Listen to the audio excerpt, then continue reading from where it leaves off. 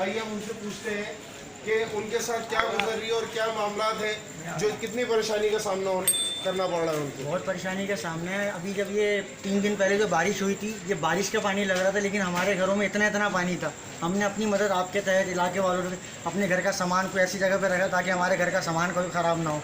छोटे छोटे बच्चे हैं घर में, पता नहीं चल रहा कौन से कमरे में इस तरह पानी दाखिल हो रहा है। कोई पुरसाने हाल नहीं है। कोई गवर्नमेंट का एक बंदा या इलाके का कोई ऐसा बंदा, सिंध गवर्नमेंट का बंदा कोई इलाके में आके पूछ सके हम लोगों से कि क्या हम लोग की गली की कंडीशन है।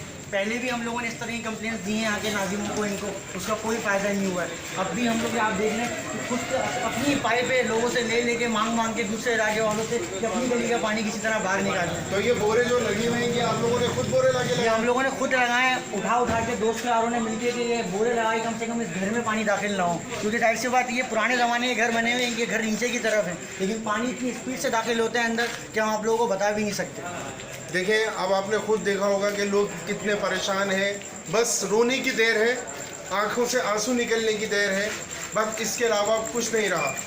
और हम ये चाहते हैं कि अब इस काम को सिंध हुकूमत सीरियसली ले और इन इलाकों में आकर काम कराइए। देखें, इस पानी की देखिए किस तरह से पानी निकाला जा रहा है। देखें कि अपनी मदद आपके तक पाइप के ज़रिए मोटर लगा के पानी खींचा जा रहा है और उसको आगे दूसरी जगह ट्रांसफ़र किया जा रहा है, दूसरे सीवरेज लाइन में ट्रांसफ़र किया जा रहा है कि ताकि वो पानी जल्द से जल्द निकल जाए, जल्द से जल्द इनको आसानी हो।